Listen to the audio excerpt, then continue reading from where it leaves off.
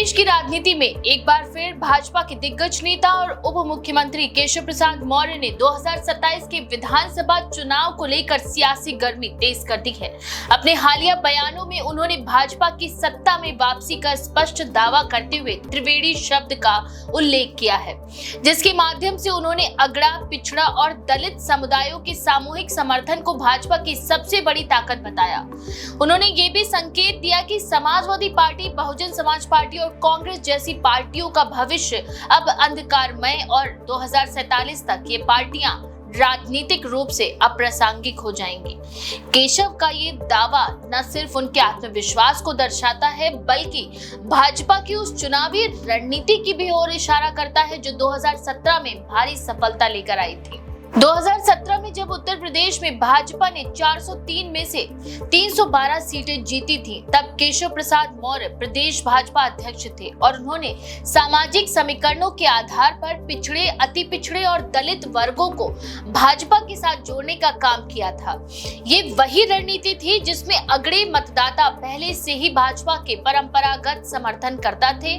केशव अब उसी रणनीति को त्रिवेणी नाम देकर 2027 में फिर दोहराने की बात कह रहे हैं। उनका ये भी कहना है कि अगड़ा, पिछड़ा और दलित जब भी एक साथ खड़ा होता है तो कोई भी विपक्षी ताकत उसका मुकाबला नहीं कर सकती। यही त्रिवेणी भाजपा की जीत का सूत्र बनेगी। केशव का कहना है कि भाजपा 2027 में 300 से अधिक सीटें जीतकर एक बार फिर पूर्ण बहुमत की सरकार बनाएगी। उन्होंने विपक्ष, विशेषकर समाजवादी पार्टी को आड़े हाथों लेते हुए कहा कि ये पार्टी अब जनता के बीच विश्वास खो चुकी है और 2027 में सपा अर्धशतक तक भी नहीं पहुंच पाएगी। उनके मुताबिक सपा के पीडीए यानी पिछड़ा, दलित, अल्पसंख्यक फॉर्मूले की असलियत जनता जान चुकी है, क्योंकि भाजपा इन सभी वर्गों को समावेशी विकास के माध्यम से प्रतिनिधित्व दे रही है, जबकि सपा केवल वोट बैंक के लिए इन वर्गों का उपयोग कर रही है। वास्तव में अगर 2022 के चुनाव परिणामों की बात करें तो भाजपा ने 255 सीटें जीती थी, जबकि सपा को 111 सीटें मिली थी। यानी सपा को पिछली बार काफी बढ़त मिली थी, लेकिन केशव प्रसाद मौर्य का मानना है कि वह उभार केवल एक बार की घटना थी, जिसे भाजपा 2024 के लोकसभा चुनाव में रोक चुकी है। उनका कहना है कि 2024 में यूपी की 80 में से 66 सीटें भाजपा के पक्ष में जाना विपक्ष की रणनीति की विफलता को दर्शाता है और यही प्रवृत्ति 2027 में विधानसभा चुनाव में भी दोहराई जाएगी। केशव का ये बयान उस समय आया जब वह दिल्ली में केंद्रीय नेतृत्व से मिलकर लौटे। उन्होंने गृह मंत्री अमित शाह और रक्षा मंत्री राजनाथ सिंह से मुलाकात की, जिसमें ये अटकलें तेज हो गई हैं कि पार्टी में आने वाले समय में कोई बड़ा संगठनात्मक बदलाव हो सकता है। ऐसा भी माना जा रहा है कि भाजपा नेतृत्व केशव को फिर से प्रदेश संगठन की कमान सौंप सकता है, ताकि 2017 जैसी जीत दोहराई जा सके। इसी क्रम में पंचायत चुनावों की तैयारियों को लेकर भी चर्चाएं हुई हैं, क्योंकि भाजपा पंचायत स्तर पर अपनी पकड़ को मजबूत करना चाहती है, जिससे विधानसभा चुनावों में लाभ हो सके। इस संदर्भ में भाजपा की केंद्रीय नेताओं के साथ केशव की बातचीत को अत्यंत महत्वपूर्ण माना जा रहा है। सूत्रों के अनुसार भाजपा 2027 को लक्ष्य बनाकर 2025 और 2026 में पंचायत, नगर निकाय और विभिन्न उपचुनावों में पूरी ताकत झोंकने जा रही है और इसके लिए एक मजबूत जमीनी संगठनात्मक ढांचा तैयार किया जा रहा है। इसमें सोशल इंजीनियरिंग, बूथ स्तर की मजबूती, वर्ग विशेष के प्रति समर्पित कार्यक्रम, जातीय समीकरणों का संतुलन आदि शामिल है। इस काम में केशव की भूमिका महत्वपूर्ण मानी जा रही है। त्रिवेणी की व्याख्या करते हुए केशव मौर्य ने ये स्पष्ट किया है कि भाजपा में अगड़े, पिछड़े और दलितों को बराबर का प्रतिनिधित्व मिला है।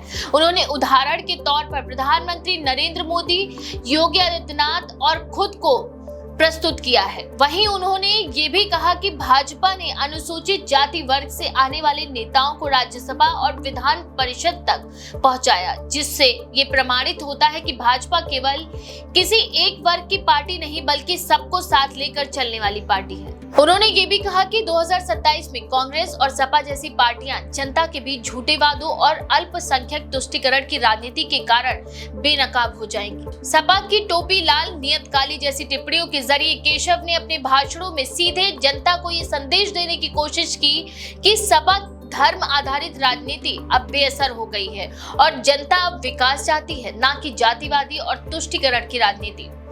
2024 लोकसभा चुनाव के बाद जिस तरह भाजपा को उत्तर प्रदेश में बड़ी जीत मिली, उससे पार्टी का मनोबल ऊंचा हुआ है।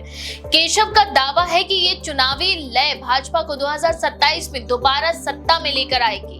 उनका कहना है कि भाजपा सरकार की योजनाओं जैसे प्रधानमंत्री आवास योजना, उज्ज्वला योजना, आयुष्मान भारत, राशन वितरण, सड़क और बिजली परियोजनाएं विशेषकर ग्रामीण क्षेत्रों में भाजपा की लोकप्रियता को बढ़ा रही हैं। इन योजनाओं से लाभार्थियों में एक बड़ा वर्ग ओबीसी, दलित और गरीब अगड़ा वर्ग का है, जो भाजपा के मतदाता आधार को मजबूत करता है। दूसरी ओर केशव ने बसपा पर टिप्पणी करते हुए कहा कि अब ये पार्टी जमीन से कट चुकी है, ना तो इसकी नेतृत्व क्षमता में दम बचा है और ना ही ये नए वोटरों को आकर्षित कर पा रही है। उन्होंने कहा कि मायावती की रणनीति अब केवल सांकेतिक बनकर रह गई है और अब वह भाजपा या सपा के मुकाबले में कहीं नहीं है।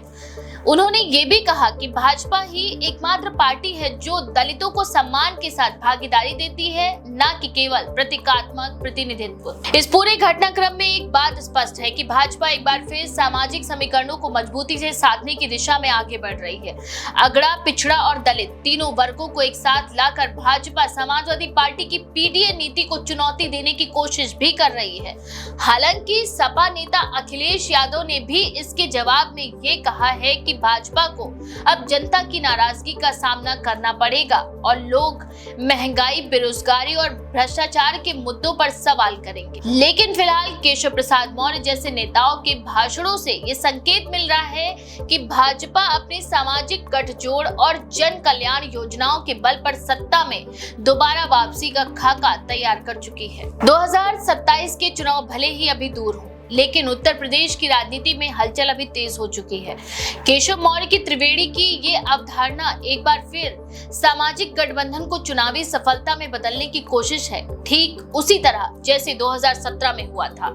अब ये देखना दिलचस्प होगा कि ये त्रिवेणी राजनीति की गंगा में डुबकी लगवाने का काम करती है या नहीं। लेकिन फिलहाल इतना तय है कि भाजपा पूरी तरह से 2027 के चुनावी युद्ध की तैयारी में जुट चुकी है और त्रिवेणी उसका नया चुनावी मंत्र बन चुका है। इस बारे में आपका क्या विचार है? अपनी राय कमेंट में जरूर लिखें। ऐसे और भी खबरों के लिए देखते रहे द पेज 90।